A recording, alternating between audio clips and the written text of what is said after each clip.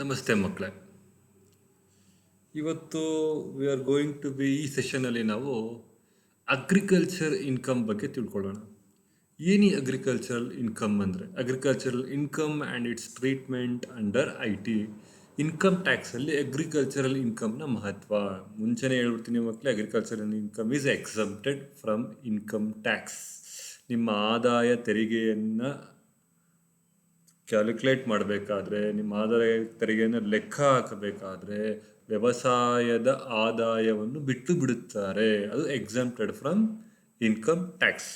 ಆದರೂ ಕೂಡ ಇದರ ಮಹತ್ವ ತುಂಬ ಇರುತ್ತೆ ಮಕ್ಕಳು. ಯಾಕೆ ಅಂತ ನಾನು ಮುಂದೆ ಹೇಳ್ತೀನಿ. ಬಟ್ ಇವತ್ತಿನ ಈ ಸೆಷನ್ನ ಟಾಪಿಕ್ ಬಂದು agriculture income and its treatment under IT. ಈ ಲರ್ನಿಂಗ್ ಆಬ್ಜೆಕ್ಟಿವ್ ಮಕ್ಕಳು ಏನು ಉದ್ದೇಶ ಇದ್ರದ್ದು ಇವತ್ತಿನ ಈ ಸೆಷನ್ ಉದ್ದೇಶ.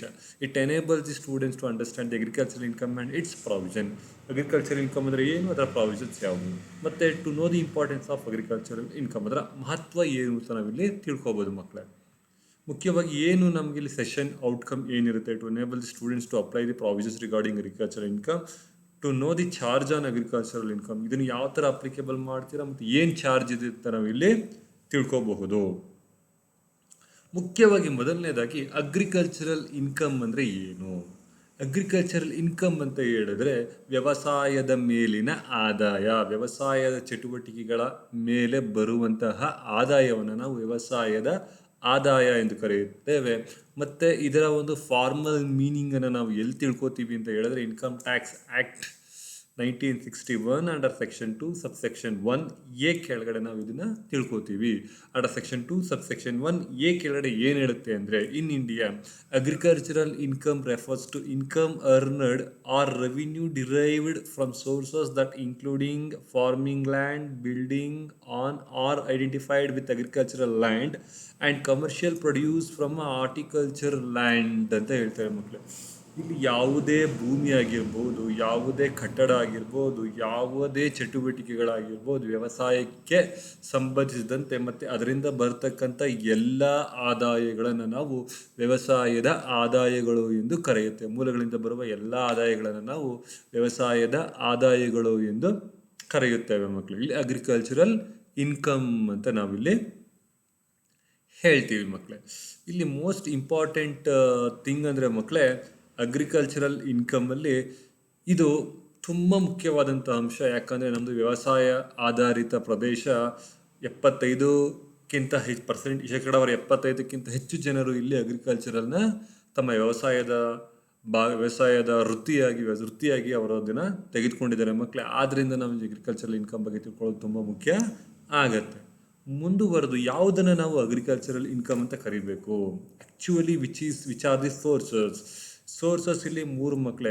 ಒಂದು, any rent or revenue derived from land which is situated in India. ಅದು ಭಾರತದ ಒಳಗಡೆನೇ ಸಿಚುವೇಟೆಡ್ ಆಗಿರಬೇಕು. ನಿಮ್ಮ ಭೂಮಿ ಪಾಕಿಸ್ತಾನದಲ್ಲೋ ಇದ್ದು, ನಿಮ್ಮ ಭೂಮಿ ಶ್ರೀಲಂಕಾದಲ್ಲೋ ಇದ್ದು, ನಿಮ್ಮ ಭೂಮಿ ಇನ್ನೊಂದು ದೇಶದಲ್ಲೋ ಇದ್ದು ಅಲ್ಲಿ ಇನ್ಕಮ್ ಜನರೇಟ್ ಆದರೆ ಅದು ಟ್ಯಾಕ್ಸಬಲ್ ಮಕ್ಕಳೇ.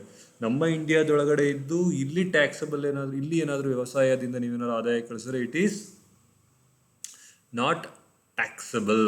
ಅಂದರೆ ಅದರ ಮೇಲೆ ಯಾವುದೇ ತೆರಿಗೆಯನ್ನು ನೀವು ಪಾವತಿ ಮಾಡಬೇಕಾಗಿಲ್ಲ. ಇನ್ನೂ ಒಂದು ಅಂಶ ಅಂತ ಹೇಳಿದ್ರೆ, any income derived from such land by agricultural operations, ವ್ಯವಸಾಯದ ಚಟುವಟಿಕೆಗಳು. ಯಾವ ಚಟುವಟಿಕೆಗಳು? Render it fit for market or sale of such produce. ವ್ಯವಸಾಯದ ಉತ್ಪಾದನೆಯಿಂದ ಏನಾದರೂ ಮಾರಾಟ ಮಾಡಿದ್ರೆ, ಅದರಿಂದ ನಿಮ್ಗೆ ಏನಾದರೂ ಆದಾಯ ಬಂದರೆ ಅದನ್ನು ಕೂಡ ನೀವಿಲ್ಲಿ ತೆರಿಗೆಗೆ ಕನ್ಸಿಡರ್ ಮಾಡಬೇಕಾಗಿಲ್ಲ ಮಕ್ಕಳು. ಆದಾಯವನ್ನು ತೆರಿಗೆಗೆ ಕನ್ಸಿಡರ್ ಮಾಡಬೇಕಾಗಿಲ್ಲ. ಅದನ್ನು ಕೂಡ ಎಕ್ಸೆಂಪ್ಟೆಡ್ ಅಂತಲೇ ಹೇಳ್ತಾರೆ. Any income derived from saplings or seedlings grown in nursery ಅಂತ ಹೇಳಿದ್ರೆ ಮಕ್ಕಳೇ, ಕೆಲವೊಂದು ಪ್ರದೇಶಗಳಲ್ಲಿ ನಾವು ಈಗ ಹಸು ಸಾಕಾಣಿಕೆ ಇರ್ಬೋದು, ಜೇನು ಸಾಕಾಣಿಕೆ ಇರ್ಬೋದು, ಫಿಶಿಂಗ್ ಇರ್ಬೋದು ಮಕ್ಕಳೇ. ಇವೆಲ್ಲ ಏನಂತ ಕರೀತಾರೆ ಅಂದರೆ ಸ್ಯಾಪ್ಲಿಂಗ್ಸ್ ಅಥವಾ ಸಿಬ್ಲಿಂಗ್ಸ್ ಅಂತ ಕರೀತಾರೆ ಮಕ್ಕಳೇ. ಸೊ ಆದ್ದರಿಂದ ಇದನ್ನು ಏನಂತ ಕರಿತೀವಿ ಅಂತ ಹೇಳಿದ್ರೆ, ಇಲ್ಲಿ ಯಾವುದೇ ಒಂದು ಇನ್ಕಮ್ ಬಂದರೂ ಮಕ್ಕಳೇ ಇದನ್ನು ನಾವು ಇಲ್ಲಿ ಅಗ್ರಿಕಲ್ಚರಲ್ ಇನ್ಕಮ್ ಅಂತಲೇ ಕರಿತೀವಿ. ಮತ್ತೊಂದು ಅಂಶ ಅಂತ ಹೇಳಿದ್ರೆ ಎಕ್ಸಾಂಪಲ್ಸ್ ಆಫ್ ಅಗ್ರಿಕಲ್ಚರಲ್ ಇನ್ಕಮ್. ಯಾವುದು ಅಗ್ರಿಕಲ್ಚರಲ್ ಇನ್ಕಮ್ಗೆ example? Income derived from sale or replanted trees.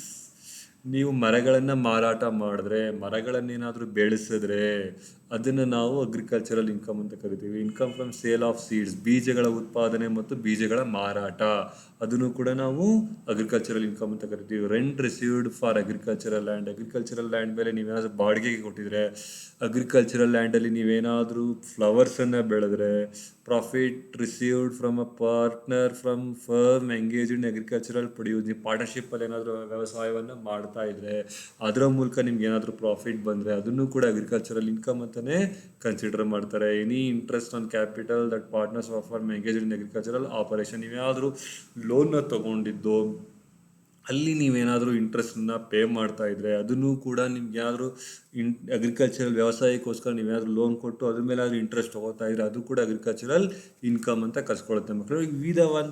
ವಿವಿಧ ವಿಧಗಳು ಇವೆ ಎಕ್ಸಾಂಪಲ್ಸ್ ಫಾರ್ ಅಗ್ರಿಕಲ್ಚರಲ್ ಇನ್ಕಮ್. ಯಾವ್ದು ಅಗ್ರಿಕಲ್ಚರಲ್ ಇನ್ಕಮ್ ಅಂತ ಕೇಳಿದ್ರೆ ಈ ರೀತಿ ನೀವು ಇನ್ಫಾರ್ಮೇಷನ್ ನಿಮ್ಗೆ ಯಾರೋ ಪ್ರಾಬ್ಲಮ್ ಮಾಡಬೇಕಾದ್ರೆ ಸಿಕ್ಕಿದ್ರೆ ಮಕ್ಕಳೇ ನೀವು straight away say that it is agricultural income exempted from tax ಅಂತ ಕರಿಬೇಕು. ಫಸ್ಟ್ ಆಫ್ ಆಲ್ ಕಂಡೀಷನ್ ಅಂದರೆ land situated in India, activities related to agricultural purpose, ಎರಡಿದ್ರೆ ಮಕ್ಕಳೇ 100% ನಿಮಗೆ ಎಕ್ಸಮ್ಟೆಡ್ ಸಿಕ್ಕತ್ತೆ. These are the examples of agricultural income. ಮತ್ತೊಂದು ಮುಖ್ಯವಾದಂಥ ಅಂಶ ಅಂತ ಹೇಳಿದ್ರೆ charge on agricultural income. Sir ಏನಿದು ಚಾರ್ಜು? ನೀವು ಮುಂಚೆನೇ ಹೇಳಿದ್ರಿ ಅಲ್ವಾ ಇದು ಎಕ್ಸಮ್ಟೆಡ್ ಫ್ರಮ್ ಟ್ಯಾಕ್ಸ್ ಅಂತ. ಯಾತಕ್ಕೆ ನಾವು ಕಲಿಬೇಕು? ಹೌದು, ಇದರ ಮೇಲೆ ಆದಾಯ ತೆರಿಗೆಯನ್ನು ವಿಧಿಸಲ್ಲ, ಆದರೆ ಆದಾಯ ತೆರಿಗೆಯ ರೇಟನ್ನು ನಾವು ಡಿಸೈಡ್ ಮಾಡ್ತೀವಿ, ಸ್ಲ್ಯಾಬನ್ನು ಡಿಸೈಡ್ ಮಾಡ್ತೀವಿ. ಅದಕ್ಕೋಸ್ಕರ ಇದು ತುಂಬ ಇಂಪಾರ್ಟೆಂಟು ಮಕ್ಕಳೇ. ಇದ್ರ ಮೇಲೆ ಟ್ಯಾಕ್ಸ್ ಹಾಕೋಲ್ಲ, ಬಟ್ ಇದನ್ನು ಟೋಟಲ್ ಟರ್ನ್ ಓವರಲ್ಲಿ ತಗೋತಾರೆ, ಅಂದರೆ ಒಟ್ಟು ಉತ್ಪಾದನೆಯಲ್ಲಿ ತೆಗೆದುಕೋತಾರೆ. ಒಟ್ಟು ಉತ್ಪಾದನೆಯಲ್ಲಿ ತೆಗೆದುಕೊಂಡಾಗ ಅದರ ಉತ್ಪಾದನೆ ಹೆಚ್ಚು ಬಂದಾಗ ಯಾವ ರೇಟ್ ಇರುತ್ತೆ ಆ ರೇಟನ್ನು ನಾವು ಟ್ಯಾಕ್ಸಬಲ್ ಲಯಬಿಲಿಟಿ ಅಂದರೆ ತೆರಿಗೆಯ ಹೊಣೆಗಾರಿಕೆಯ ಮೇಲೆ ಹಾಕೋತೀವಿ ಮಕ್ಕಳೇ. ಆದ ಕಾರಣ ಇದು ತುಂಬ important. As per the section 10 subsection 1 of income tax act 1961, agricultural income is exempted from taxation, no doubt. Second, the central government cannot levy tax on agricultural income received. ಹೌದು, ಹಾಕಲ್ಲ, that's also clear. However, agricultural income is considered for rate purpose while assessing the income tax liability. ತೆರಿಗೆಯ ಹೊಣೆಗಾರಿಕೆಯ ರೇಟನ್ನು fix ಮಾಡಬೇಕಾದ್ರೆ ಇದನ್ನು ತೆಗೆದುಕೋತಾರೆ if conditions are satisfied. ಯಾವುದಿದು condition, ಯಾವುದಿದು ನಿಬಂಧನೆಗಳು? ಒಂದು ಎಕ್ಸಾಂಪಲ್ ಕೊಡೋದಾದರೆ ಮಕ್ಕಳೇ, ನನಗೆ 5 ಲಕ್ಷ ಇನ್ಕಮ್ ಇರುತ್ತೆ, ಅದರಲ್ಲಿ 1 ಲಕ್ಷ ಅಗ್ರಿಕಲ್ಚರಲ್ ಇನ್ಕಮ್ ಅಂತ ಹೇಳಿದ್ರೆ 4 ಲಕ್ಷಕ್ಕೆ ನಾನು ಟ್ಯಾಕ್ಸನ್ನು ಪೇ ಮಾಡಬೇಕಾಗತ್ತೆ.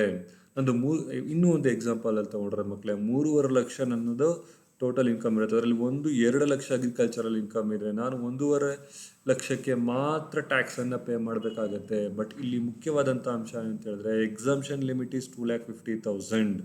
ಈ ಎಕ್ಸಾಮ್ಷನ್ ಲಿಮಿಟ್ನ ಡಿಸೈಡ್ ಮಾಡಬೇಕಾದ್ರೆ ಈ ಅಗ್ರಿಕಲ್ಚರಲ್ ಇನ್ಕಮ್ನ ತಗೋತಾರೆ. ಯಾವಾಗ ತಗೋತಾರೆ ಅಂತ ಹೇಳಿದ್ರೆ ಮಕ್ಕಳೇ, ಎರಡೇ circumstances. When net agricultural income is greater than 5,000 or in the previous ಇಯರಲ್ಲಿ 5,000ಕ್ಕಿಂತ ಹೆಚ್ಚು ಇದ್ರೆ 100% 5,000ಕ್ಕಿಂತ ಹೆಚ್ಚಿದ್ದೇ ಇರ್ತದೆ. Second one, total income excluding net agricultural income surpasses the basic exemption limit 2,50,000 below 60 years of age. ಇಲ್ಲಿ ಮಕ್ಕಳೇ ಮೂರು ಥರ ಪರ್ಸನ್ಸ್ ಇರ್ತಾರೆ: below 60 years of age, above 60 years of age, above 80 years of age.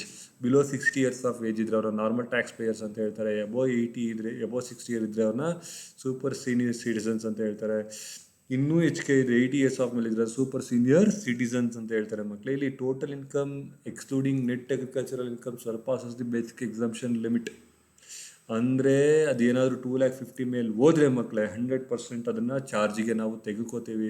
ಯಾವ ಚಾರ್ಜ್ ಕೆಳಗಡೆ ಬರುತ್ತೆ, 10% ಬರುತ್ತಾ, 15% ಬರುತ್ತೆ, 20% ಬರುತ್ತಾ ಅನ್ನೋದನ್ನು ನಾವು ಇಲ್ಲಿ ಡಿಸೈಡ್ ಮಾಡ್ತೀವಿ ಮಕ್ಕಳೇ. ಆದ ಕಾರಣ ಅಗ್ರಿಕಲ್ಚರಲ್ ಇನ್ಕಮ್ ಬಗ್ಗೆ ತಿಳ್ಕೋಬೇಕಾದದ್ದು ತುಂಬ ಮುಖ್ಯವಾದಂಥ ಒಂದು ಅಂಶ ಆಗಿರುತ್ತೆ. ಈ ಸೆಷನಲ್ಲಿ ನಾವು ಅಗ್ರಿಕಲ್ಚರಲ್ ಇನ್ಕಮ್ ಅಂದರೆ ಏನು, ಯಾವುದಾದ್ರು ಸೋರ್ಸಸ್ಸು, ಯಾವುದೇ ಎಕ್ಸಾಂಪಲ್ಸು, ಏನು ಚಾರ್ಜಸ್ ಅನ್ನೋದ್ರ ಬಗ್ಗೆ ತಿಳ್ಕೊಂಡಿದ್ದೀವಿ ಮಕ್ಕಳೇ. ಮುಂದಿನ ತರಗತಿಯಲ್ಲಿ ಮುಂದಿನ ಸೆಷನಲ್ಲಿ ನಾವು ರೆಸಿಡೆನ್ಷಿಯಲ್ ಸ್ಟೇಟಸ್ನ ತಿಳ್ಕೊಳ್ಳೋಣ ಮಕ್ಕಳೇ. ಇಷ್ಟು ಹೇಳಿ ಈ ಸೆಷನ್ನ ನಾನು ಇಲ್ಲಿ ಮುಗಿಸ್ತಾ ಇದ್ದೀನಿ. ಮುಗಿಸೋದಕ್ಕಿಂತ ಮುಂಚೆ as usual reference direct taxes law and practice which is written by doctor Vinod K Singhania and doctor Kapil K Singhania. ಇದು ಟ್ಯಾಕ್ಸ್ ಒನ್ ಪಬ್ಲಿಕೇಶನ್ಸ್. ಇದನ್ನು ಬಿಟ್ಟು ತುಂಬ ವೆಬ್ಸೈಟ್ಗಳನ್ನು ಹೋಗ್ಬೋದು. ಯಾವುದೇ ಜನರಲ್ ಟ್ಯಾಕ್ಸೇಷನ್ ವೆಬ್ಸೈಟಲ್ಲಿ ಹೋದ್ರೂ ಕೂಡ ನೀವು ಅಗ್ರಿಕಲ್ಚರಲ್ ಇನ್ಕಮ್ ಬಗ್ಗೆ ತಿಳ್ಕೊಬೋದು ಮಕ್ಕಳು. ಅಥವಾ central board of direct taxation ಅಂತ ಇದೆ, ಅದರ ವೆಬ್ಸೈಟ್ ಇದೆ, ಅಲ್ಲೂ ಕೂಡ ಹೋಗಿ ನೀವು ಮಾಹಿತಿಯನ್ನು ಕಲೆ ಹಾಕ್ಬೋದು. ಇಷ್ಟು ಹೇಳಿ ನಾ ಈ ಸೆಷನ್ನ ಮುಗಿಸ್ತಾ ಇದ್ದೀನಿ. Thank you very much.